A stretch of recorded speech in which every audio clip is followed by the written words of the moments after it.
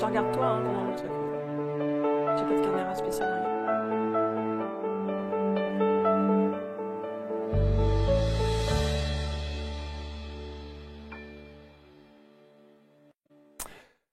Merci d'être avec nous, bonjour à toutes et à tous et bienvenue. Voici une nouvelle rencontre que j'ai le plaisir de vous proposer aujourd'hui. Et vous avez entendu le tutoiement il y a une seconde sur le générique. Elle me dit, je te regarde toi, hein, on se parle, oui, etc. Et c'est vrai qu'on se connaît donc inévitablement, on va opérer, si je puis dire, avec le tutoiement. Bonjour Christelle, Christelle Cronier qui est là, bonjour. Bonjour Marc, je ne content. savais pas qu'il ne fallait pas parler pendant le générique. Faut pas parler pendant le générique. Pourtant, 30 ans de télé derrière moi. Hein. Ça rappelle un jingle. Oui. On ne parle pas Ouais, pendant le c'est jingle. ça. Bon, merci d'être là Christelle. Eh ben, c'est un plaisir. Et je suis ravi de t'accueillir effectivement et on va parler d'un ouvrage qui s'affiche ici et je vais vous dire pourquoi je ne l'ai pas en plateau parce qu'en fait à l'heure où on enregistre cette émission, le livre sort dans quelques jours. Oui, exactement. Le 9 novembre. Oui. Voilà, on est le 2. Donc inévitablement je n'ai pas le bouquin. Ouais. Mais moi non plus, je l'ai même pas. Tu moi. l'as pas non plus? Non plus. Bon, mais évidemment je l'ai lu parce qu'on reçoit au service de presse ce qu'on appelle le PDF et on a tout loisir de lire ce livre. Pas si perché, comment s'ouvrir à l'invisible pour garder le cap au quotidien. S'il y a bien quelqu'un que je n'imaginais pas opérer, si je puis dire, dans cet angle-là de la spiritualité, même si je pouvais deviner que tu avais cette ouverture d'esprit-là, mais là, tu y es allé franco. Oui. En fait, moi, c'est soit j'y vais pas du tout. Soit j'y vais à fond, soit je n'y vais pas. Et c'est vrai que ça fait depuis évidemment plusieurs années que moi, je vis ça, que je traverse ça. Je le raconte dans le livre. Ça fait depuis, on va dire, moi, je le situe à peu près vers mes 10 ans. Ce fameux moment où j'ai fait une EMI, expérience de mort imminente. On va y revenir. Voilà. Ouais. Et à chaque fois, il m'arrivait tout le temps des trucs dans ma vie complètement loufoques, quoi. Alors, Enfin.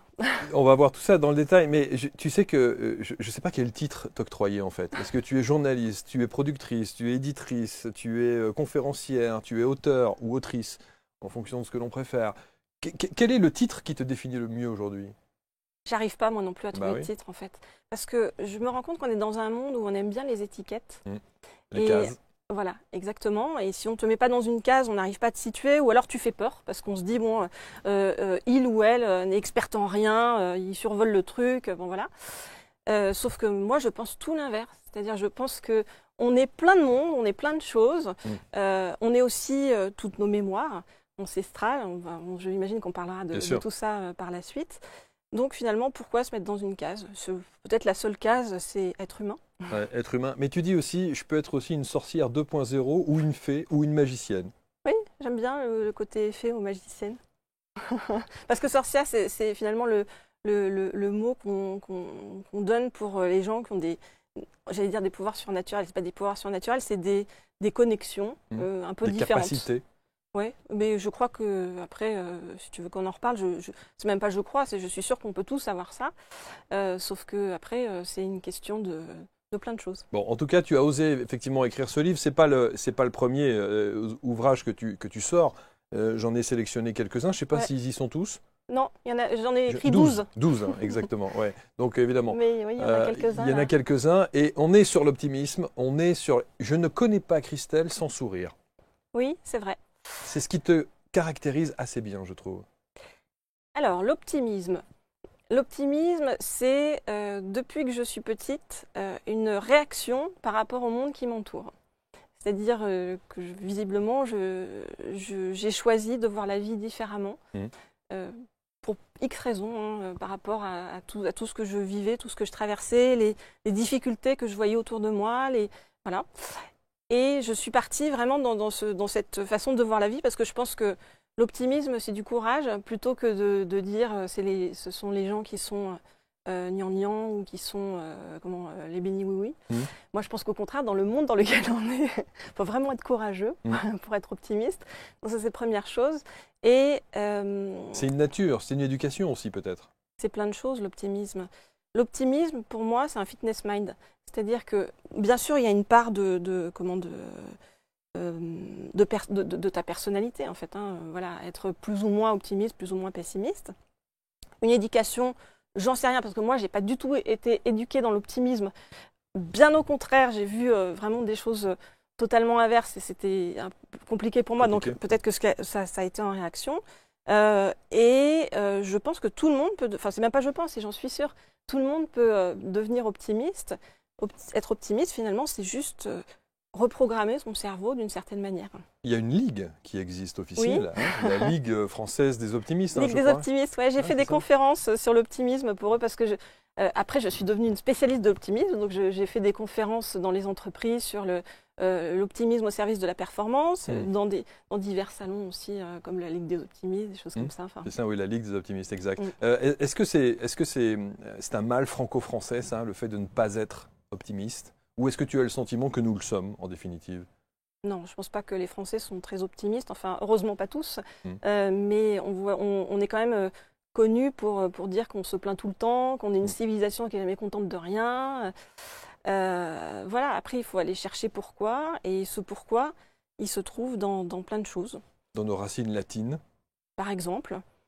Et puis après, il se trouve sur le plan individuel aussi, dans plein de ramifications dans notre ADN qui fait que voilà. Et puis après, il y a des cultures qui sont plus portées sur l'optimisme.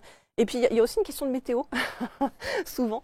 C'est comme une fleur quand on fait la photosynthèse au soleil. Alors quand il fait pas très beau, les gens sont un peu moins optimistes. Il y a qu'à voir, je ne sais plus dans quel pays c'était, nordique.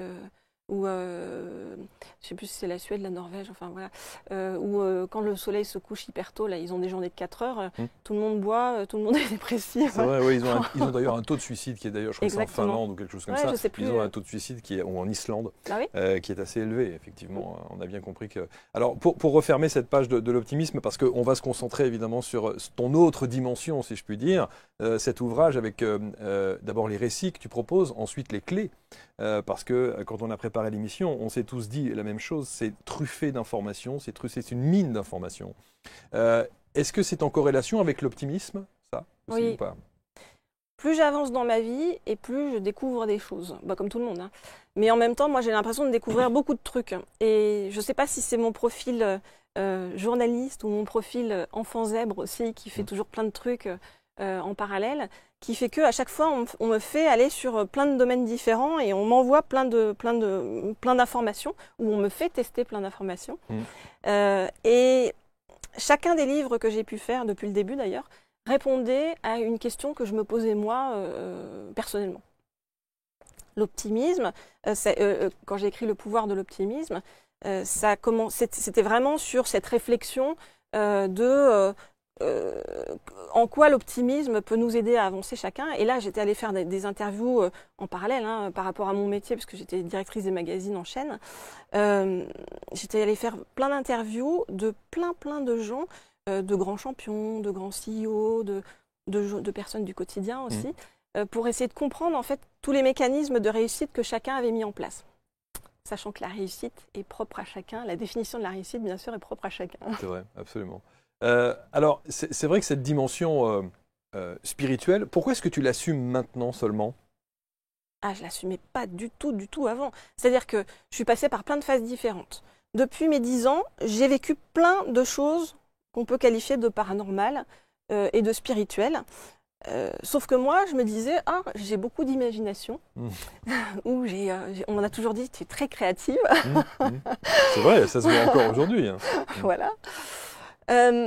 Donc, je l'expliquais comme ça. Et puis après, j'ai vécu ma vie dans des formatages que la société m'avait imposés, comme nous tous.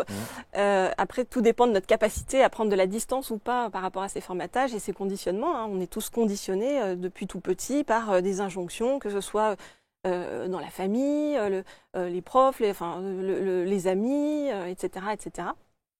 L'entourage global. Et donc, on te dit, va sur ce chemin et surtout, n'en dévie pas parce que si tu sors du chemin, oulala, ça va être dangereux pour toi, tu vas te gameler, bon voilà. Sauf que moi, j'ai essayé d'aller sur ce chemin qu'on m'indiquait. J'ai fait tout bien, donc voilà, il fallait être, sur le plan professionnel, il fallait avoir un gros poste dans une grosse boîte, bon, ce que j'ai fait. Il fallait se marier, avoir des enfants, bon voilà. J'ai tout fait. Et à un moment donné, je me suis dit, comment ça se fait que je ne suis pas heureuse en ayant fait tout ce qu'il faut? Ah, donc tu n'étais pas heureuse. Non, j'étais pas heureuse et je ne comprenais pas pourquoi, parce que j'avais vraiment, entre guillemets, une vie De privilégié. Exactement, de privilégié.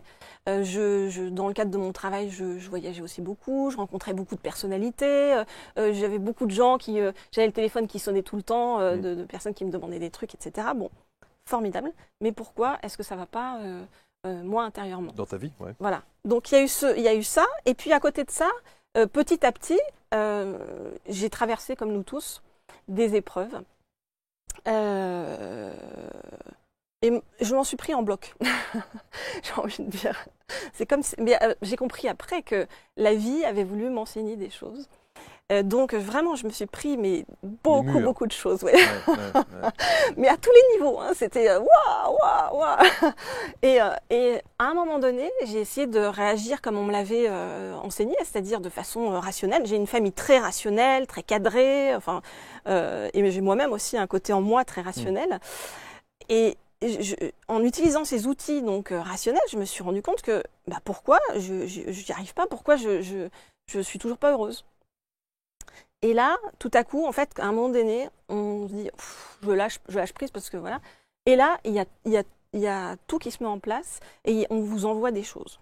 On dit, quand l'élève est prêt, le maître apparaît. On dit, il y a une loi spirituelle en Inde qui dit, quand c'est le bon moment, quand le bon moment arrive, c'est le bon moment. Voilà. Ce qui est très juste, très simple, mais très juste. C'est vrai. Et voilà. Et donc moi, à ce moment-là, on m'a envoyé en cascade, mais des choses où je me suis dit, ok, je deviens complètement folle. Vraiment. Je me suis dit, bon, d'accord, alors ça y est, je suis schizophrène, parce que le problème, c'est que j'ai un regard à côté, j'ai un côté très rationnel, et puis j'avais l'autre côté où il m'arrivait tous ces trucs bizarres, quoi. Bien sûr. Et alors, les trucs bizarres, c'est quoi? C'est des perceptions, c'est de la clairaudience, c'est des synchronicités, qu'est-ce qui t'arrive à ce moment-là? Tout ça. Il m'arrive que je vois des trucs sur les gens. Alors déjà, il m'arrive que je vois des trucs écrits sur les fronts des gens. Ouais, je t'en parle d'ailleurs, on va y revenir. Je vois des couleurs autour des gens. Je perçois des choses sur les gens. Je vois des gens chez moi. Des entités. Voilà. Donc j'ai compris après que c'était des gens qui étaient morts. Donc, en tout cas, ce que j'identifie comme tel. Je vois des choses sur ce que j'ai qualifié comme étant des vies antérieures sur des gens, quand je me concentre sur des gens. Je m'en suis rendu compte aussi de tout ça parce que quand je faisais des interviews, j'ai interviewé beaucoup de monde, quand je me calais sur le regard des gens, parce que souvent, comme toi, hein, voilà. Tout à coup, il y avait un truc où j'avais l'impression alors ça va être mal exprimé et voilà, mais de parler à l'âme des gens. On sent que tu as une petite hésitation encore à dire les choses. Oui, parce qu'en fait, je me dis, on va se dire, elle est folle dingue, ou elle veut se mettre en valeur, ou truc comme ça. Et sincèrement, vraiment, c'est pas ma démarche. C'est simplement, j'essaye d'expliquer en fait ce que j'ai vécu et traversé. Voilà. Oui, absolument. C'est ça. Et quand j'ai travaillé pour des grosses chaînes, hein, j'étais, par exemple, quand j'étais chez M6, il y a une fille qui me dit, on m'envoyait faire des interviews parce que j'ai refusé d'être à des postes de direction parce que je voulais être au contact des gens justement pour comprendre des choses et apprendre des choses. C'est ce que tu fais aussi. Je pense que tu as compris, tout comme moi, que l'humain, en fait, finalement, c'est le plus important. Évidemment. Voilà. Et il y a une fille qui me dit, tiens, va interviewer Machine, toi qui sais bien faire pleurer les gens. C'était chez M6, ça. Et ça m'a choquée quand elle m'a dit ça, parce que oui, il y a beaucoup de gens qui ont pleuré comme en interview avec moi, mais pas pleuré dans le sens je les ai... oui, cassés. Pas du tout. De l'émotion. Voilà, c'est ça. Et en fait, parce que c'est comme si je percevais chez les autres ce qu'il y a de plus important pour eux dans le moment, ou des trucs qui leur sont arrivés dans leur passé, etc. Donc j'ai eu des trucs comme ça. J'ai eu... qu'est-ce que j'ai eu d'autre? J'ai eu tellement... Ah oui, à un moment donné, j'ai des fourmis partout dans le bras gauche. Je regarde sur Internet. Qu'est-ce que ça veut dire? Vous allez faire une crise cardiaque. Je me dis, waouh. Mais le truc qui était bizarre, c'est que quand j'avais des fourmis en permanence, hein, pendant 3-4 mois, j'ai eu des fourmis en permanence, et quand j'approchais de quelqu'un, voilà, ou d'une plante, ça s'arrêtait. Très bizarre. Alors, comme je te dis, on ne te laisse jamais sans réponse. Et j'ai croisé le chemin d'énergéticiens qui, justement, finalement, se sont fichus de moi parce qu'ils m'ont dit, bah, en fait, c'est que tu as du magnétisme. C'est ça. Voilà. Et donc, il m'est arrivé tout ça, quasi en... Oui, il m'est arrivé des choses, mais tellement tordues. C'est-à-dire que je dors. À un moment donné, c'était la musique qui me parlait. C'est vraiment, je me suis dit, bon, je suis tarée. Mais c'est-à-dire que je suis en train de dormir. Je peux comprendre. J'ai mon portable qui est posé à côté de moi. Il se met en marche tout seul, mon portable, pour me jouer une chanson que je connais ou que je ne connais pas d'ailleurs, trop bizarre, et dont les paroles vont m'évoquer des choses. J'avais des trucs, la télé qui s'éteignait chez moi, enfin plein de plombs qui sautaient dans tous les sens.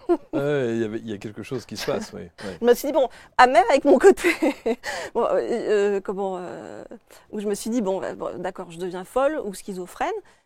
Et à côté de ça, j'ai mon côté rationnel, voilà, qui cherchait à expliquer tout ça. Et après, j'ai eu des preuves sur le chemin, petit à petit, qui sont arrivées. Et à chaque fois qu'il m'arrivait un truc, par exemple, je te prends l'exemple du magnétisme, on m'envoyait soit une épreuve pour le vivre pleinement, on va dire, soit des choses dans la vie, des TP, en fait, tu vois. Je te prends l'exemple du magnétisme. Des TP, des travaux pratiques. L'exemple du magnétisme, par exemple, quand ça m'est arrivé, peu de temps après, mon fils a eu un grave accident. Il était parti Tu en parles d'ailleurs dans le livre. Ouais, j'en parle parce que ça m'a... quand ça touche les enfants. Il a eu un grave Mmh. quand il est parti faire du vélo à la montagne. Bon, bref, je te passe son vélo, les freins ont lâché, il s'est viandé, voilà, il a failli devenir paraplégique, il a fait 4 mois d'hôpital, etc. On m'appelle parce qu'il était il était transféré en hélico à l'hôpital de Grenoble, patati. Bon. Je fonce en train, évidemment. Et j'ai passé, il est aux urgences, il est resté aux urgences pendant un moment. J'ai passé mes nuits, malgré moi, hein, tu vois. Tu cherches toutes les solutions. On te dit, ton fils va peut-être mourir, ton fils va... C'est la maman qui parle à ce moment-là, bien sûr. Et là, tu vois, tu réfléchis pas et tu fais... Et donc, toutes les nuits, j'étais comme ça sur lui, à faire du magnétisme. Alors, lui, je lui disais pas parce que il a très peur de tous ces trucs-là. Hein. Alors, lui, c'est rationnel pur. Et je me suis rendu compte qu'en fait, quand je faisais du magnétisme, moi qui n'y connais rien, par exemple, il y a plein de trucs sur lesquels je ne suis pas une spécialiste. Hein. Je ne suis pas une spécialiste de biologie, je ne suis pas une spécialiste là, en l'occurrence, tu vois, d'anatomie, etc. C'est comme si je posais mes mains depuis ses pieds, je remontais. Hein. Je voyais tout, je te jure, je voyais tout dans son corps. C'est-à-dire, je voyais les terminaisons nerveuses, je voyais les... C'était tellement bizarre, quoi. Et je voyais en fait des couleurs au fur et à mesure que je passais mes mains, ou quand c'était noir, quand je voyais que c'était noir, je restais longtemps, etc. Et petit à petit, ça devenait vert. Vert, c'est ce que j'ai appris à être plus tard, la couleur de la guérison. Bon, voilà. Plein de signes comme ça, de situations, de mise en situation où on t'oblige presque à être dans cette situation-là. J'ai été totalement obligée. Et donc, est-ce que tu assumes à un moment donné? Est-ce que tu te dis, bon, très clairement, effectivement, je ne suis pas schizo, je ne deviens pas folle. J'ai ces capacités-là et il va bien falloir que je les assume. J'ai eu besoin d'énormément de preuves pour pouvoir assumer ça. Donc, des preuves, j'en ai eu. Des preuves tangibles. Moi, j'avais besoin de trucs vraiment. Oui, du concret. Bah oui, c'est ça. Du rationnel.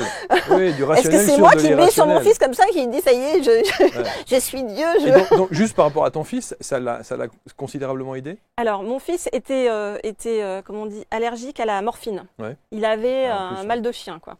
Ouais. Et à chaque fois que j'ai passé les trucs, mes nuits là, sur lui, le matin, quand il se réveillait, même en pleine nuit, il me disait « C'est bizarre, maman, je n'ai plus mal. » Tu vois? Et alors, on va savoir, hein, est-ce que c'est moi? Est-ce que c'est évidemment les médecins, plus, je ne suis pas du tout contre la médecine, etc. C'est un ensemble, bien sûr, sans doute. C'était complémentaire à un acte médical et à tout ce qu'on peut faire. Effectivement, les signes, t'en parles beaucoup.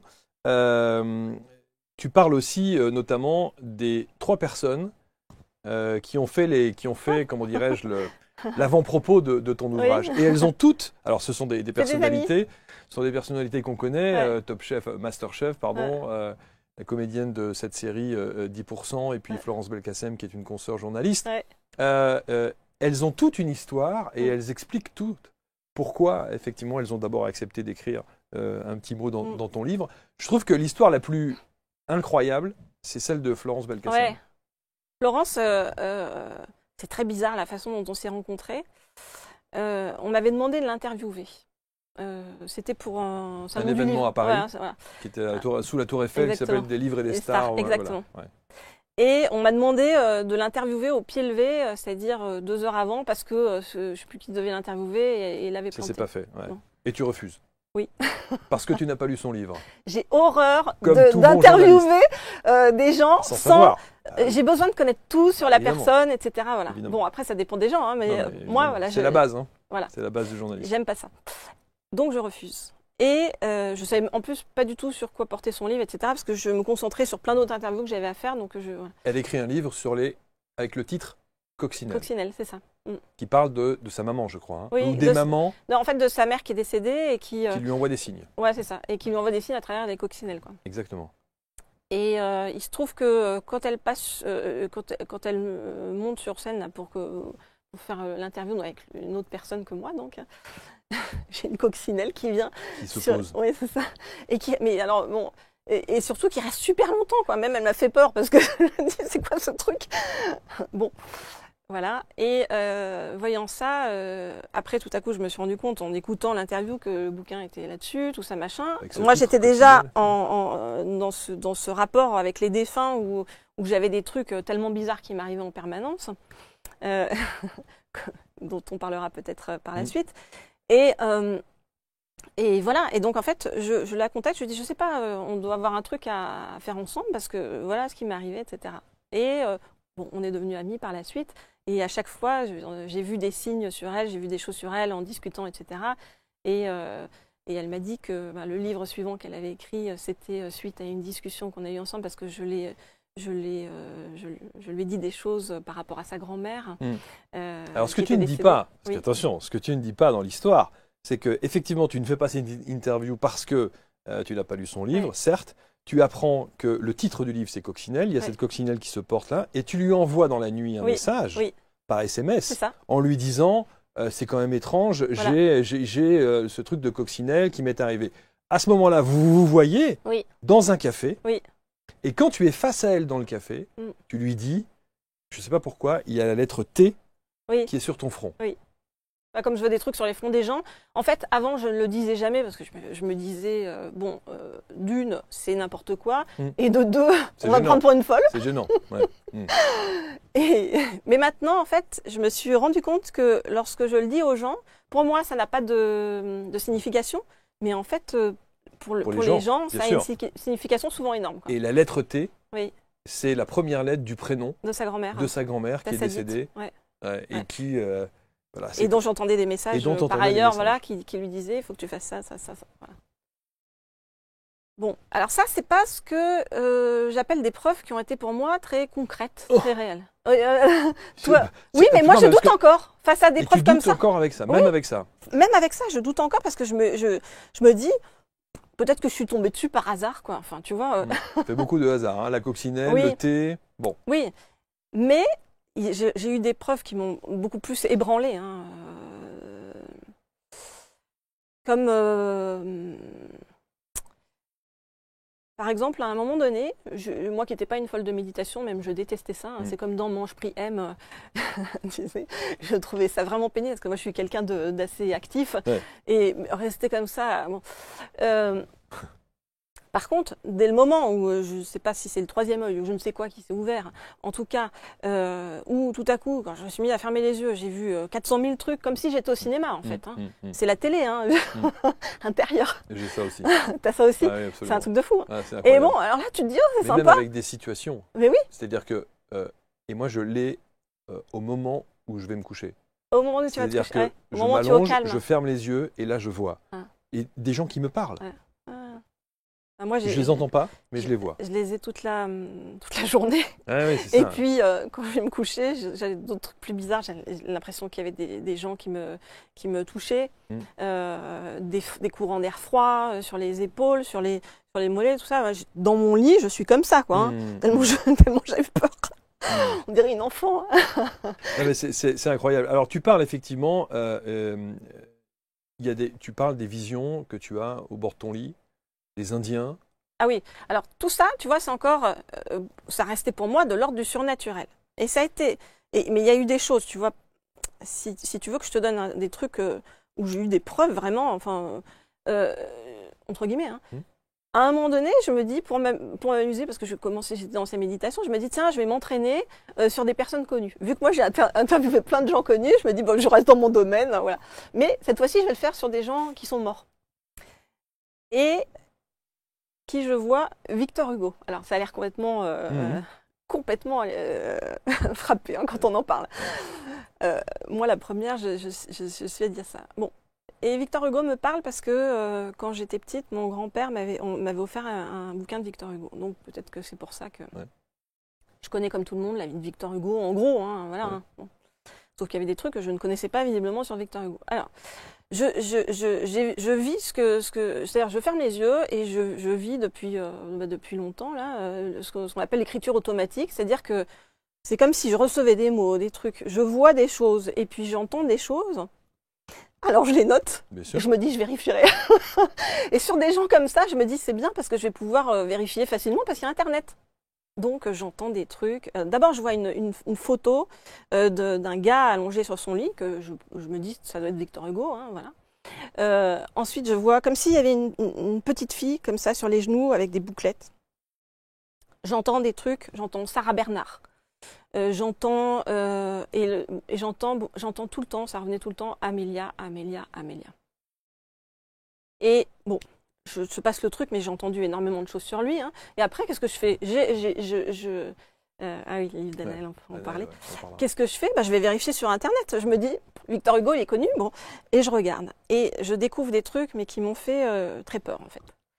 Donc, je découvre que Victor Hugo comme sa fille Léopoldine était décédée, il a cherché à communiquer avec sa fille Léopoldine en faisant des tables spirites. Parce que moi, je fais pas, moi, ça me fait peur, ces trucs-là. Quand il faisait des tables spirites, qui c'est qui lui répondait sur sa fille décédée? Un esprit qui s'appelait Amélia. Alors, quand j'ai vu ça, moi, j'entendais tout le temps Amélia, Amélia, Amélia. J'ai eu tellement peur, parce que je faisais ça le soir chez moi, tranquille, hein, je me suis dit, je vais faire un petit test, enfin voilà. J'ai eu tellement peur que j'ai dormi la lumière allumée, j'étais en stress total.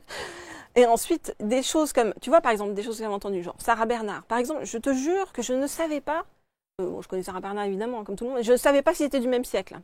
Vraiment, déjà ça à la base. Hein. Et je découvre qu'en fait, Sarah Bernard et Victor Hugo ont été amants. Et qu'elle était là le jour de sa mort à côté de son cercueil. L'image que j'ai vue, je vois très clairement hein, les images dans ma tête, l'image de Victor Hugo allongé, en fait, c'était Victor Hugo sur son lit de mort. Comment je l'ai su? Parce que le lendemain, j'étais sur Twitter. Je regardais, comme tout le monde fait ses réseaux sociaux, quoi. Et je vois un critique littéraire qui avait publié un truc, un journal de l'époque, avec la photo que j'avais de Victor Hugo de moi dans la tête. Incroyable. Où cet article-là, c'était un truc du genre le bicentenaire de la mort de Victor Hugo, ou un truc de genre là. La petite fille, c'est sa petite fille Jeanne. Je l'ai vue sur Internet, j'ai vu les photos, je fais oh c'est ça qu'il y avait. Alors tu vois, c'est des découvertes en fait.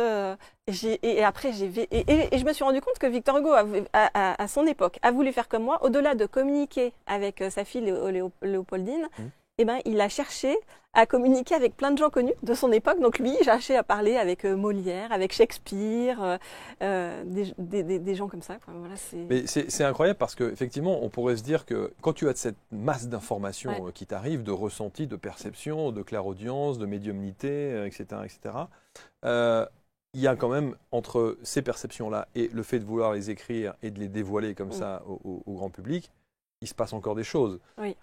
Comment est-ce que tu vas assumer tout ça et puis te dire, je vais écrire et je vais permettre aussi à des gens de se retrouver dans mes écrits, dans mes témoignages et dans les témoignages de tous ceux que tu as pu interviewer? Parce qu'à un moment donné, plus j'avance dans la vie et plus je me rends compte qu'il y a un monde qu'on voit et il y a un monde qu'on ne voit pas. Voilà. Et je me rends compte que je deviens une sorte d'interprète. C'est-à-dire, j'apprends à parler un autre langage. Et c'est drôle parce que ma mère était interprète, mais elle, interprète, elle parlait plein de langues. Ouais, hein, classique, ouais. voilà. Donc moi, je suis une autre forme d'interprète, visiblement. Je me rends compte que ce qu'on me demande, c'est d'être un pont entre deux mondes, quoi. C'est-à-dire un monde vraiment qu'on appelle le monde visible, concret, etc. Matériel. Bon, voilà. C'est ça. Et un monde qui est du domaine des énergies, on va dire. Petit à petit, je me rends compte de ça et je me dis, mais pourquoi est-ce que je garderais pour moi des choses que je découvre et pourquoi je ne le ferais pas partager aux gens? Alors bien sûr, j'ai beaucoup réfléchi parce que dans le domaine où je travaille, Oui. où tu as travaillé aussi, etc., il y a énormément de gens qui sont très fermés. Il y a des gens qui sont vraiment sur la dualité du monde, c'est-à-dire les ombres, la lumière, comment dire, oui, le blanc ou le noir. le blanc ou noir, ouais, tout doit être carré hein, Ouais, et ouais. dans une case, etc. Machin. Donc si tu sors de ce format-là, hein, c'est toujours la même chose. On va te dire où elle est perchée, elle est partie ailleurs où il est perché. Donc on ne peut pas le prendre pour travailler. Voilà. Ouais, t'as eu peur pour ta réputation en fait. Ouais, mais bien sûr. Mais j'ai toujours. C'est pas que j'ai toujours peur. Parce que j'assume, mais je sais qu'il y a beaucoup de gens qui jugent. Et ils jugent pourquoi? Parce qu'en fait, ils ont plein de peurs, parce qu'on leur a mis plein de croyances limitantes, parce que aussi ils ont vécu plein de choses et que c'est une façon de se protéger. Mais aujourd'hui, moi, je ne peux pas faire autrement que d'assumer qui je suis pleinement, parce que sinon, ça me rend dingue. Je ne suis pas heureuse non plus. Oui, c'est ça. Et ce livre aussi, c'est une sorte d'exutoire. C'est aussi une façon de te libérer peut-être d'un poids et de te dire, bon ben voilà, je l'ai écrit et de toute façon, qui même me suivent, de toute façon, tu vas pas... Il y a de ça, et puis il y a aussi j'ai compris quelque chose et j'ai envie de vous aider à aller sur ce chemin et à voir la vie peut-être un peu différemment. Et de vous aider à travers différentes clés, des témoignages d'experts, des gens en fait hein, qui réellement vivent ça et qui sont pas non plus. C'est pas des gens qui font Hare Krishna en blanc dans le jardin quoi oui, en fait. Oui, hein. c'est ce que je dis souvent. C'est pas des gens qui sont en lévitation en permanence sur un nuage à manger des graines. Voilà. Oui, non, on est bien d'accord. Mais alors il y a aussi dans ton ouvrage, tu vas loin. C'est-à-dire que tu parles d'envoûtement par exemple. Oui. Avec cette femme, ce que tu appelles la femme cobra. Ah, c'est une tarée, ça. Tu vois, ça va jusque-là, en fait. Bah, ça, c'est un exemple. Tu peux nous raconter ? Ouais, ça, c'est un exemple de personnes que j'ai croisées qui sont un peu tarées. Enfin, dans ce milieu-là, on va dire spirituel, hein, tu croises des gens. Il y a tout. À fait, voilà, il y a de tout. Hein. Il y a de tout. Voilà. Ouais. Et moi, j'ai très peur des gens qui sont. Trop. Too voilà. Much. Le plus. Oui, oui. Bon. Et là, j'avais fait un stage, je ne sais plus, c'était un stage Ah oui, c'était un stage sur les mémoires akashiques. Parce que j'ai découvert ce qu'étaient les mémoires akashiques, je ne savais pas ce que c'était non plus. Hein, bon. Donc visiblement, on a une capacité, c'est ça, à se relier à une sorte de bibliothèque sur les gens. Hein, donc, et c'est visiblement là-dedans que j'irai piocher des infos sur les gens. Et sur nous. Exactement. Et sur nous. Hein. Et bien sûr sur nous intérieurement. Ouais. Et donc, pendant ce stage, on nous fait faire des exercices, soit 2 par 2, soit en groupe. On fout une personne au milieu et on dit qu'est-ce que vous voyez sur cette personne. Et moi, je vois des trucs. Donc, j'entends, alors que généralement, je vois des trucs positifs. Et là, je voyais un gars basané qui lui voulait du mal, en gros. Et je vois que ce gars-là tourne autour d'elle, l'empêche d'avancer. Je vois qu'il était extrêmement négatif, etc. Bon. Et donc, je lui dis, il y a un gars, mais t'en fais pas, parce que j'apporte des solutions. Je lui dis, t'en fais pas, parce que dans ma tête, en fait, j'entendais casse-toi. Et c'était moi qui lui disais casse-toi. À cette entité-là. Oui, c'est okay. ça. Okay. Et c'était, si tu veux, instinctif de lui dire ça. Bon. Et je lui dis, t'en fais pas, c'est pour jeudi de partir. Et elle me pose des questions très précises. Elle me dit, il était comment, etc. Mais je dis, je sais pas, il était basané, un peu genre réunionnais. Je dis, il avait une violence vraiment en lui, il était très négatif, etc. Bon. Elle me dit, merci. Le stage se termine. Hein. Je reçois un message sur les réseaux sociaux d'elle en privé. Hein, je me dis, bon, bah, elle veut genre qu'on soit amis en dehors. On se revoit ouais, ou qu'on prenne un café. Et là, c'était la fille complètement tarée qui me dit, oui, c'était genre magie noire, quoi, en fait. Que le serpent, je t'ai mis un serpent au-dessus de ta tête, je sais plus quoi. Enfin, bon, ça m'a fait mais une peur. Et la réalité, c'est que j'ai appris après que cette fille-là avait été violée, en fait. Maltraitée. Elle avait vécu en Réunion, à La Réunion, je veux dire, à La Réunion. Elle a été violée là-bas et que ça l'empêchait d'avoir des enfants depuis, etc. Enfin, bon. Voilà. Donc, je me suis rendu compte à ce moment-là qu'il y a des trucs qu'on peut pas tout dire aux gens parce que selon la façon dont on leur dit ou selon on dépasse des choses chez eux ou ça peut leur faire du mal. Donc, j'ai appris à dire les choses peut-être de diplomatie où j'y vais plus doux. Quand tu parlais de ta famille, au tout début de cet entretien, tu dis que tu es issu d'une famille qui est assez cartésienne. Oui. Le fait de sortir un livre comme ça, comment est-ce que tu anticipes ça? Comment est-ce que tu appréhendes ça? Cette révélation, parce que c'est une révélation sans doute. Même s'il devait savoir qu'effectivement il y avait des choses qui se passaient parce que tu devais leur en parler, mais là, tu vas tellement loin dans les explications, et notamment sur les 13 clés, on va y revenir dans un instant, mais t'expliques beaucoup de choses de toi, quand même, tu oses aller jusque-là. Donc, comment est-ce que tu penses que ça va être perçu dans ton entourage? J'en avais jamais parlé à ma famille. Je n'en ai jamais parlé à ma famille. Et j'ai vraiment effleuré le truc. Parce que typiquement, mon père c'est un mathématicien, ingénieur, très cartésien. Pour lui, la vie après la mort n'existe pas et tout est comme ça dans un cadre. Hein. Tout est bien rangé. À côté de ça, c'est quelqu'un de super. Hein. Ça n'enlève rien, mais voilà. Ça fait partie de ces gens effectivement qui sont très arrêtés sur des choses. Donc comment est-ce que tu appréhendes ça? Je suis OK avec ça maintenant. Je suis OK avec ça parce que moi-même, j'ai accepté. Et je pense que c'est un travail que chacun fait. C'est-à-dire que en fonction de tes ressentis, de ce que tu vis, etc., il faut être capable de t'aligner intérieurement. Et la façon dont tu vas t'aligner intérieurement va faire que les autres vont adhérer ou pas dans un premier temps. Mais je pense que je l'ai vécu, ça. J'étais directrice des magazines dans des grosses chaînes de télé. Et à côté, j'ai toujours fait beaucoup d'interviews, parce que ça me plaisait, ce que je t'ai dit, d'être au contact des gens. Et lorsque j'ai décidé de partir, parce que j'ai décidé sur un coup de tête, vraiment de partir, parce que, comme je te dis, j'étais pas heureuse. Je n'en pouvais plus des comités de direction qui duraient 4 heures, avec celui qui veut montrer qu'il est la plus grosse, parce qu'il n'y a quasi que des hommes autour de la table. D'ailleurs, j'étais la seule femme. Bon. Eh bien, lorsque je suis partie, j'ai cru que les gens allaient, bêtement, en gros, tu prends des risques de partir pour réaliser, entre guillemets, un rêve. Voilà. Et je me suis dit, les gens vont être soutenants. Et en fait, c'est tout l'inverse. C'est tout l'inverse. Pourquoi? Parce qu'en fait, là, tu viens vraiment réveiller des choses importantes chez les gens qui sont une grande peur, c'est-à-dire, tiens, pourquoi cette personne-là décide de bouger, de mettre en branle sa sécurité, enfin tout, quoi, en gros. Donc, ils n'ont qu'une envie, en fait, finalement, c'est que tu te plantes. Mais c'est pas méchant de leur part, c'est simplement parce que si tu te plantes, tu vas venir les conforter dans le fait que eux, ils ont bien fait de ne pas bouger, de ne pas chercher à réaliser leurs rêves, de ne pas chercher à avancer dans leur vie. Voilà, c'est rassurant de rester dans le format, en fait. Et ça, j'ai déjà vécu.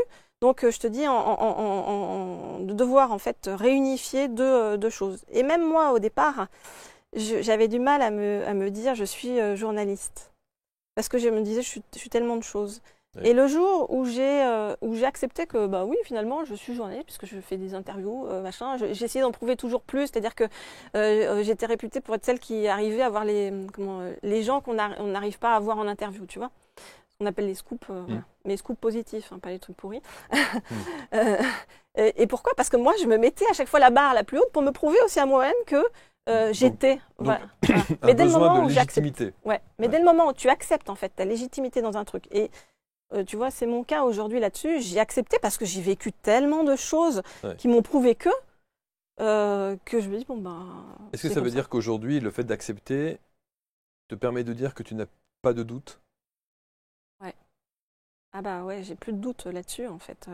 Parce que j'ai eu tellement de preuves, comme je te dis, mais de preuves concrètes, hein, qui font que je me dis, bah.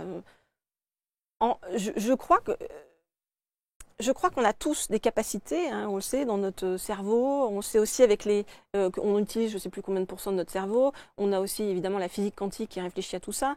Il y a plein de choses qu'on ne connaît pas. Donc en fait, c'est comme quand il y a quelques années, on te disait, si tu avais dit, bah, j'appuie sur un bouton pour allumer la lumière, et la lumière s'allume. D'ailleurs, comme ta jolie lampe, je me sens chez moi ici parce que cette lampe-là, ma meilleure amie l'a aussi chez elle. C'est les petites là dont on parle, là, voilà, ce sont ces petites lampes ici qui sont là. Bon, j'ai fait une petite digression. C'était l'idée de parler effectivement en fait, on parlait de ce milieu qui est un milieu journalistique qui est quand même assez particulier. Et le fait d'aujourd'hui d'assumer et de te dire je n'ai plus de doute sur ce que j'ai vécu et sur les perceptions que je peux avoir. J'ai mon esprit qui est parti. La réalité, c'est que je pense qu'on est tous beaucoup plus grands que ce qu'on est. Ouais. Voilà. Alors ma vision de la vie aujourd'hui a énormément évolué. C'est-à-dire qu'avant, j'étais quelqu'un qui était vraiment dans le concret. Hein, voilà, je manage 100, 200 personnes, je suis très organisée, je contrôle tout, voilà, tout va bien, quoi. Hein. J'ai un compte en banque bien rempli, ça machin, bon, voilà. Et j'ai complètement lâché tout ça parce qu'en fait, je pense que tout ce qu'on vient vivre ici n'est que masque social, n'est pas la réalité. C'est comme si en fait on vivait un rêve, quoi. Voilà, je vis le rêve d'être journaliste, d'être ci, d'être ça, bon.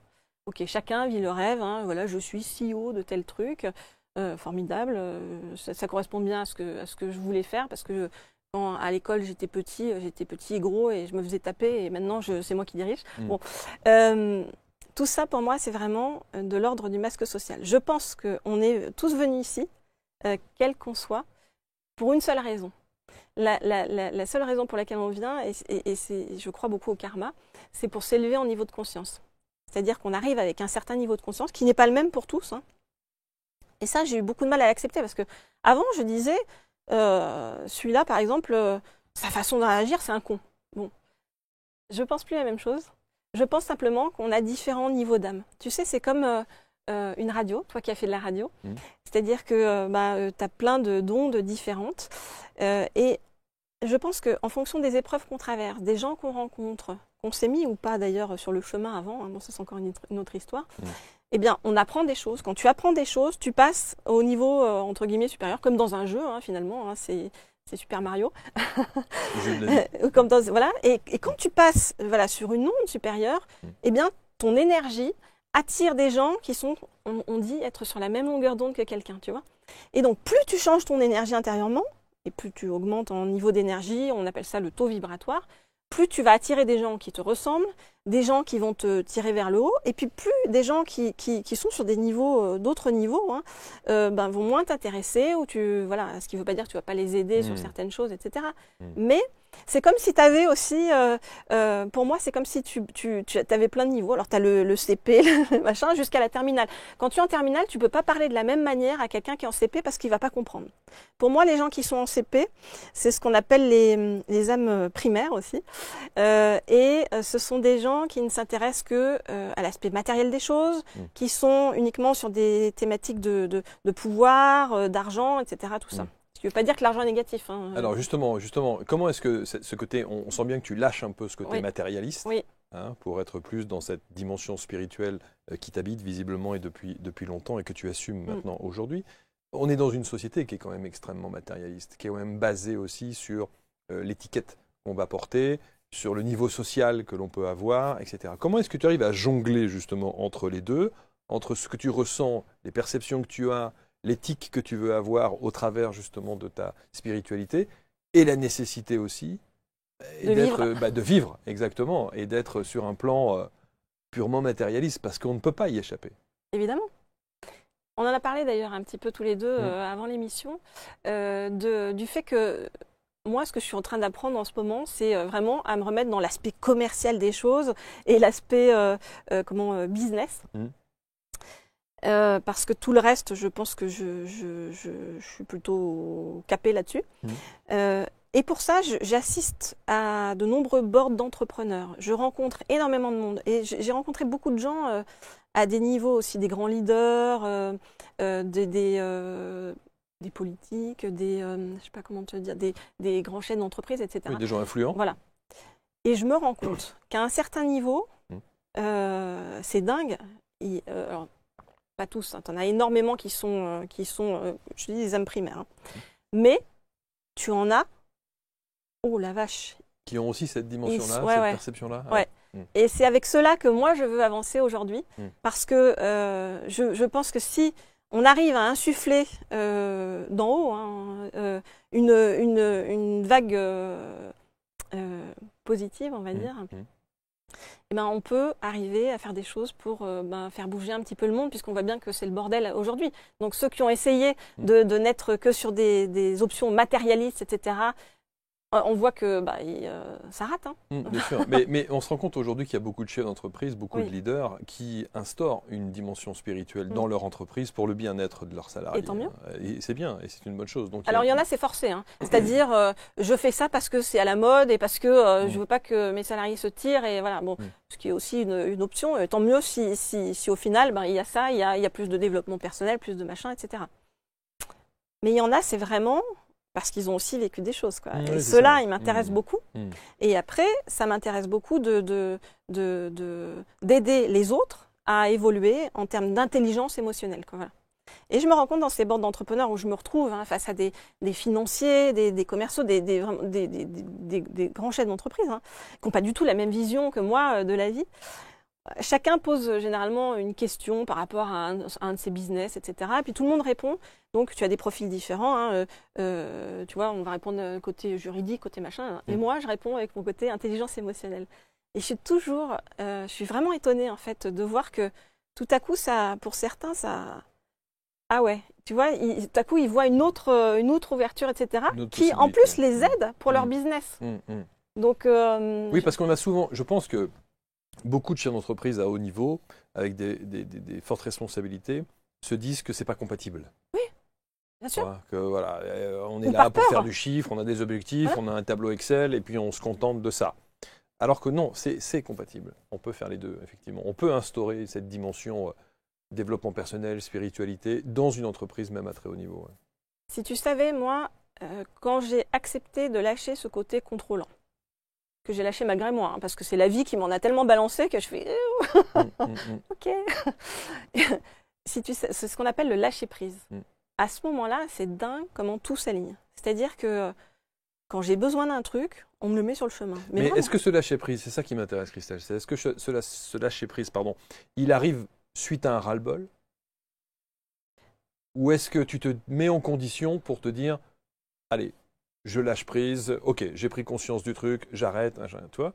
Ou est-ce qu'on te l'impose et que c'est un ras-le-bol et tu te dis j'en ai marre et je lâche prise?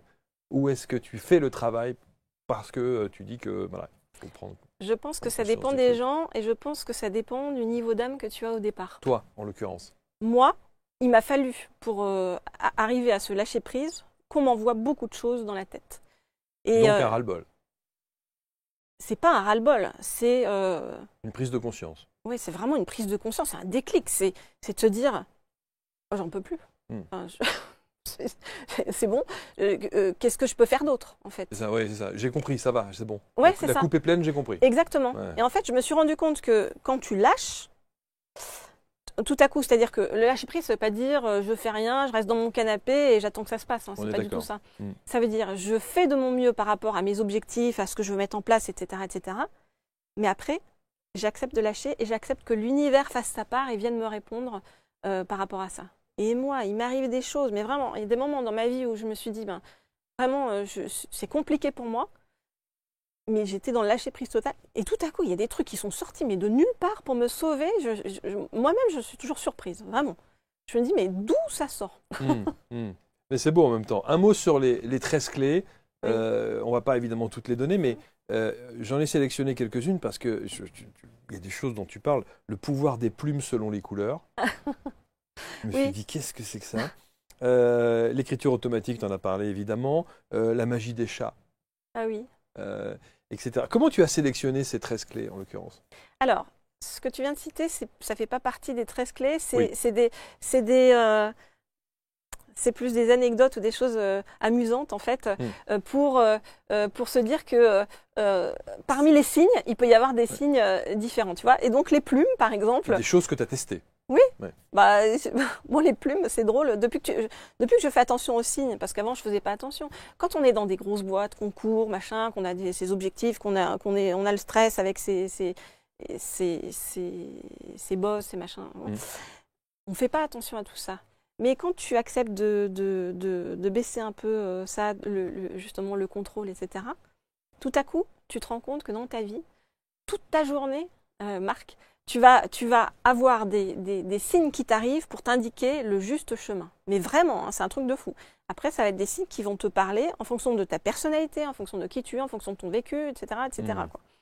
Et si tu écoutes bien, tu peux aller au resto et tout à coup, à la table à côté, tu as quelqu'un qui parle de quelque chose et ça peut être une phrase qui va répondre à une question que tu te poses dans le moment. C'est un truc de fou. C'est incroyable. Mais c'est vrai qu'il y a des... Alors, tu parles des enseignements d'Hélène Laporte. Tu parles de se connecter évidemment à la nature, connaître l'histoire, la protection de l'aura. Tu parles des mémoires cellulaires, des constellations familiales, des mémoires akashiques, on a évoqué tout à l'heure. Tout ça, tu as testé? Mais oui. En fait, moi, la vie, pour moi, n'a été que test. C'est-à-dire que je n'étais pas... c'est pas moi qui suis allée chercher les choses, c'est les choses qui me sont arrivées. Mais qui me sont arrivées à travers un vécu particulier. Et quand ça m'arrive, là, pour le coup, j'essaye de comprendre. Donc, soit je m'entoure d'experts en la matière. Oui, ça, tu vas chercher l'information. Mais oui, soit je vais lire plein de trucs, je vais me renseigner, etc. Et puis je fais, c'est dingue, c'est ce que j'ai vécu. Oh, voilà. Et je me rends compte qu'en fait, il y a énormément de gens qui ont été sur cette ligne-là, mais même si tu vas chercher très très loin, hein, si tu vas chercher des Aristote, Platon, tu vois, Pythagore. Par exemple, à un moment donné, j'ai fait, malgré moi aussi, des sorties de corps, ce qu'on appelle des sorties de corps. Et j'ai eu peur, hein, parce que vraiment, tu dois, machin. Et puis surtout, je me suis dit, mais comment je vais faire pour revenir, quoi. C'était ça dont j'avais peur. Quand j'ai vécu ça, je voyais moi qui ne suis pas du tout sur les maths ou la géométrie, tout ça, je ne suis pas du tout sur les chiffres. Je voyais énormément de chiffres et je voyais des figures de géométrie. Et en fait, quand je vois des trucs dans ma tête, tu as compris, je vais les chercher après sur Internet pour donc je tape par exemple, j'en sais rien, étoile avec genre cette branche, enfin, tu vois. Et puis après il y a des images et quand je retrouve l'image, je dis ouais c'est ça. Et j'ai découvert donc que il existait ce qu'on appelle une géométrie sacrée qui a été que Pythagore met en avant et cette géométrie sacrée. Donc ce sont des figures que moi je voyais dans ma tête, que je ne connaissais pas avant. Sont une géométrie selon laquelle le monde serait fait en fait selon ces figures géométriques. Enfin, le vivant aurait été créé comme ça. Je voyais à un moment donné, des tubes qui étaient reliés à d'autres tubes, tout ça machin. Je te regarde et je vois autour de toi des trucs comme ça et même en toi. Je cherche sur Internet, je me dis ce que c'est. Et en fait, je me suis rendu compte que ces molécules, en fait, c'est comme si je voyais. Tu vois, et moi, à chaque fois, je fais waouh. Mais c'est ça qui est beau en même temps. C'est qu'on sent que c'est pas calculé, quoi. On sent que c'est pas quelque chose d'inné. Enfin, ça l'est parce que la vie en a décidé ainsi pour toi. Mais on sent que tu calcules pas, quoi, que tu n'es pas dans la recherche d'eux. T'accueilles. Tu te le prends parfois en pleine face. Oui, parce que des fois, j'ai eu du mal à accueillir quand C'est même. ça, ouais, c'est Maintenant, ça. j'accueille, mais... Est-ce qu'aujourd'hui, en tant que journaliste, tu crains, lorsque le livre va sortir le 9, là, le 9 novembre, aux éditions Très Daniel, chez Guy et Claudia, est-ce que tu crains les réactions ou tu t'en moques? Du milieu, hein, j'entends. Aujourd'hui, j'assume. Voilà. Et je m'en moque parce que je me dis finalement, au final, les gens que je vais attirer à moi aujourd'hui, hein, en fonction de l'énergie que j'envoie, ça sera des gens que j'ai envie de rencontrer. C'est-à-dire ce que j'appelle des vieilles âmes. Donc, tous ceux qui ne comprendront pas ça, et parce qu'ils sont en CP, C'est ça, et ben, tant pis. Mais en même temps, je vous laisse pas sur le bord, les CP. J'ai aussi envie de parler avec vous et de comprendre en fait comment vous fonctionnez, d'essayer de vous faire réfléchir sur vos croyances limitantes, sur vos peurs, etc., etc. Parce que j'ai appris différentes techniques aussi pour ça. J'ai énormément travaillé sur moi-même, sur toutes mes croyances. Sur mes mémoires familiales, ancestrales. Je me rends compte que quand je te parle, Marc, tu n'es pas tout seul. Tu vois? C'est-à-dire que tu portes en toi ce qu'on appelle toute ta mémoire cellulaire. Hein. C'est-à-dire que derrière toi, il y a le Marc actuel, mais il y a aussi le Marc qui a été avec toute sa lignée familiale et toutes les injonctions positives ou négatives qui sont en toi. Je me rends compte qu'il y a aussi Marc qui, pour moi, hein, parce que je me rends compte que tu as vécu d'autres vies. Pour moi, à chaque fois, on revient avec l'histoire de karma. Boum. Alors, c'est pour ça que moi, j'essaye d'ailleurs de régler le plus de choses possible dans cette vie parce que je veux pas revenir 400 fois. Hein. J'en peux plus. C'est bon, j'ai donné. Ce monde-là de dualité, et on le voit en ce moment, regarde, c'est un éternel recommencement entre les guerres, le racisme, je vais accuser machin, truc, c'est la faute de bidule. Enfin, tu veux pas revivre ça? Non. Donc je veux avancer suffisamment en termes de sagesse et je veux pouvoir, j'allais dire enseigner, mais sans présomption aucune. Hein. Ce que j'ai appris à suffisamment de monde pour les aider à ne pas avoir à se prendre trop de murs dans la tête. Et ça commence par un livre. Voilà, ça commence par un livre. Il va y avoir beaucoup d'autres choses à côté, tant sur le plan artistique que dans ma deuxième partie de vie aussi, ce que j'aimerais faire. J'aimerais avoir une fondation. Donc il va falloir que je trouve des fonds. Hein. Parce que on démarre de zéro. Bah, voilà, c'est ça. Donc, il va falloir, tu vois des milliardaires qui disent OK, on vient t'aider parce que. Pour faire quoi? Une fondation? En fait, une fondation pour permettre de transmettre tout ce que j'ai engrangé, mais de façon concrète. C'est-à-dire, je veux pouvoir aider le plus de gens possible. Alors ça va être des projets concrets, hein, tu vois, ça peut être construire une école au Cambodge, faire, tu vois, machin, mais dans une forme de compréhension de la vie qui va aider chacun à avancer différemment. Voilà. Donc comme je suis quelqu'un de très créatif, hein, n'est-ce pas, à la base, je sais que tu me mets sur n'importe quel sujet, je suis capable de te trouver des solutions sur les choses. Voilà. Donc, je veux faire ça dans une seconde partie de vie avec des gens qui ont les antennes ouvertes et qui ont compris que tu es ici pour avancer ensemble. Quand j'ai fait une EMI, le truc dont je me rappelle, mais vraiment, quand je ferme les yeux, tu vois, je suis encore dedans, c'est cette impression, tu sais, de tous, c'est bête à dire avec des mots comme ça, hein, connectés. Tu vois, c'est-à-dire comme si on était chacun une petite vague et qu'ensemble on était l'océan, quoi. Voilà. Et ici, on te fait croire le contraire. C'est-à-dire que sur ce plan terrestre, tu parles. Terrestre, oui. Oui, pardon, j'étais partie. Je me suis dit non, mais nous on cherche pas. Non, pas toi. Croire quoi que ce soit, non. On cherche à te faire croire que en fait l'autre est différent de toi. Tu dois être en compétition avec l'autre ou lui taper dessus, etc. Voilà.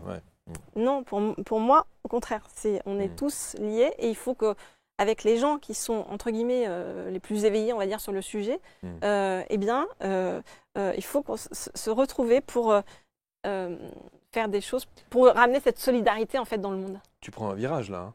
Gros virage.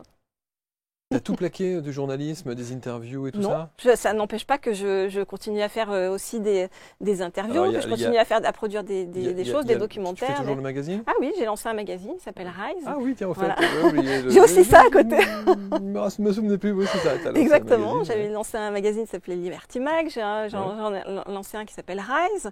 Je fais des documentaires, je fais des choses avec Donc tout aussi ça, tu continues, institutionnelles tu vas- pour des CEO, tout ça machin. vas Mais bien continuer. sûr, je suis pas complètement partie, ça y est. Hum. Je suis en blanc dans le désert et Non, déjà, voilà, tu n'étais pas en blanc, déjà d'une. Non, mais c'est vrai que c'est passionnant. Et je trouve aussi que euh, cette authenticité qu'il y a, qui est jumelée à une sorte de fragilité aussi, parce qu'on sent que c'est tout fragile encore Oui, chez oui. toi. C'est tout frais, hein, bien sûr. l'affaire. Hein. C'est même si tu vis ça depuis très longtemps et depuis toute petite, on sent que tu marches quand même sur des œufs et que tu sais pas très très bien où tu vas. Mais tu as cette théorie du petit bouchon de liège, c'est-à-dire que ce bouchon de liège, il est dans l'océan et il se laisse porter par les vagues. Et on verra bien dans ce lâcher-prise dont tu parles si bien d'ailleurs, que tu assumes complètement et qui te mènera là où visiblement on a envie de t'emmener, quoi. Mais on te fait bien comprendre qu'il faut que tu y ailles, quoi, c'est sûr. C'est, tu sais, ma vie a été beaucoup ça et très certainement pour beaucoup de personnes aussi. C'est, tu vois un truc, tu sais que tu dois y aller et tu fais oh, j'ai peur, j'ai peur. Eh oui. Et en fait, moi je fais oh, j'ai peur, mais je fonce. Ma vie, ça a toujours été ça. C'est à chaque fois, bien sûr, j'ai peur. Bien sûr, il y a plein de choses où je me dis, dans le monde concret, je veux dire, j'ai 2 enfants, je dois aussi sûr. payer mon Bien mes sûr, factures, bien etc., sûr, etc. bien sûr, Donc, bien sûr. bien sûr qu'il y a des, ça entraîne beaucoup de choses quoi derrière. Hein. Mais Tu ne peux pas aller à l'encontre de ça. je pense qu'on n'est pas là pour rien ici. Hmm. On nous envoie dans le jeu. On te dit, vas-y, maintenant c'est à toi, vas-y, joue. Là, tu fais, ouah, je fais comment? Alors, on te donne des règles au départ. Hein. On te dit, c'est comme ça, c'est ce que je te dis, le chemin. Mais généralement, c'est un mode d'emploi qu'il faut. Hein. On te donne au départ, sinon ça serait trop simple. Donc, à toi de découvrir le mode d'emploi.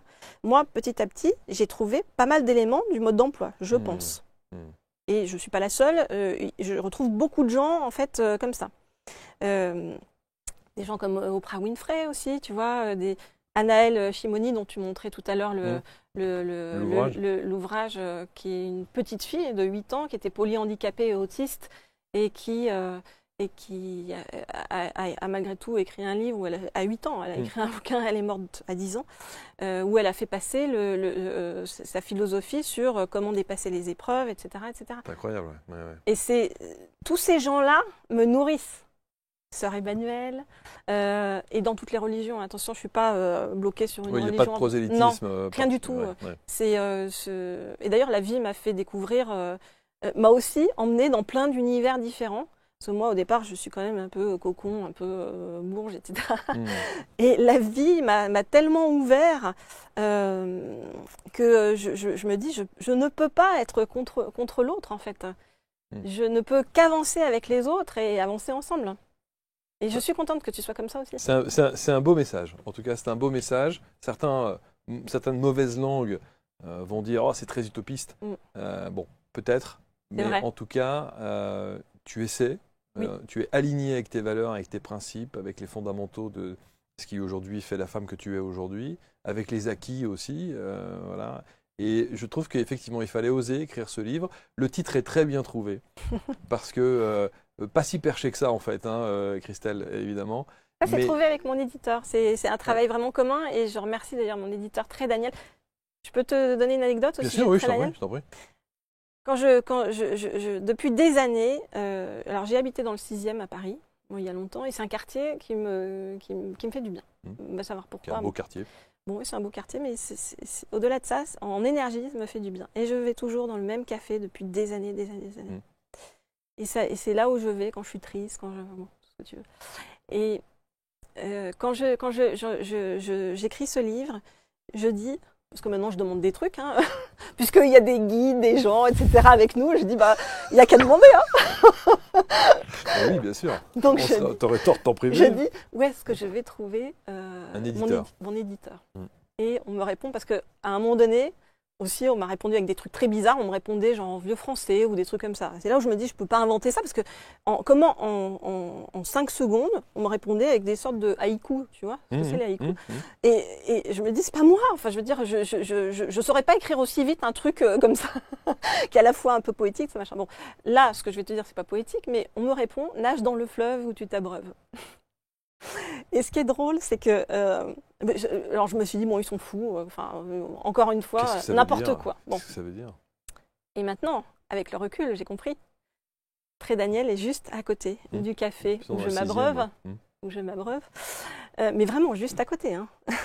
Et c'est le café qui est en face? Ah non, c'est le café qui est. Je dis pas. Oui, je vais pas retrouver okay, tout le monde là-bas. Je vois où il est. Ah, celui qui est en face alors. Il y en a deux. Je ne dis pas. Ok, je vois très bien. Mais en tout cas, ça et si tu veux, pour moi, la rue, j'ai toujours considéré ça comme un fleuve parce qu'il y avait toujours beaucoup des flux de personnes, quoi, tu vois. Et donc, en fait, on m'a parlé avec des mots que j'étais censée comprendre. Sauf que moi, je ne comprenais rien. Nage dans le fleuve où tu t'abreuves. Bon, voilà.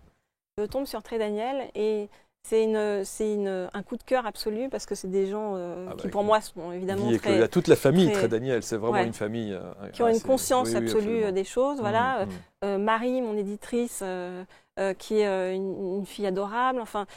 Hélène, qui est l'attachée de presse, avec qui j'ai travaillé dans des vies passées, mais de cette vie-là, puisque elle était chez un autre éditeur et que moi, à l'époque, je faisais venir en plateau des gens et j'avais... Voilà, en fait, c'est comme si c'était une famille. Ouais, absolument, voilà. Absolument. La vie, tout les est signes. Aligné. Oui. Tout est aligné. Notez cet ouvrage qui sort à l'heure, encore une fois, où on se parle, mais si vous regardez l'émission un peu plus tard, 9 novembre, date de sortie, Pas si perché, comment s'ouvrir à l'invisible pour garder le cap au quotidien avec toutes les clés, les suggestions, les commentaires, les témoignages également de ceux et celles chez qui tu es allé chercher ces informations et ces ressentis. La journaliste qui communique avec l'au-delà, bon, là, tu es estampillé, hein.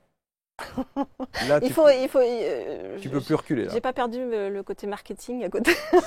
Ça, c'est mes vies passées. Très bien, c'est une très bonne chose. Merci Christelle. Prends soin de toi. Beaucoup, Marc. Merci infiniment. Évidemment, cette émission va être commentée, partagée. Vous n'hésitez pas avec des commentaires constructifs et bienveillants, hein, comme d'habitude. S'il vous plaît. La bienveillance, c'est bien dans la vie. Hein, tant qu'à faire. Quand je dis on est tous connectés, pourquoi est-ce qu'on serait les uns contre les autres?